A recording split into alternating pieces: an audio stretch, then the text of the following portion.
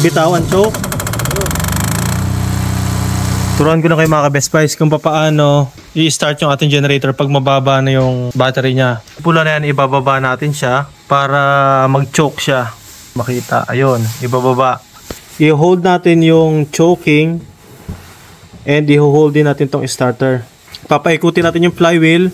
Uuna natin bibitawan yung choke, tapos kapag umiikot na yung flywheel at naka-release na yung choke, saka naman natin bibitawan itong ating starter.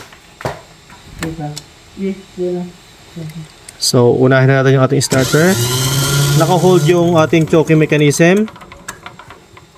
Ulitin natin. Bitaw ang choke.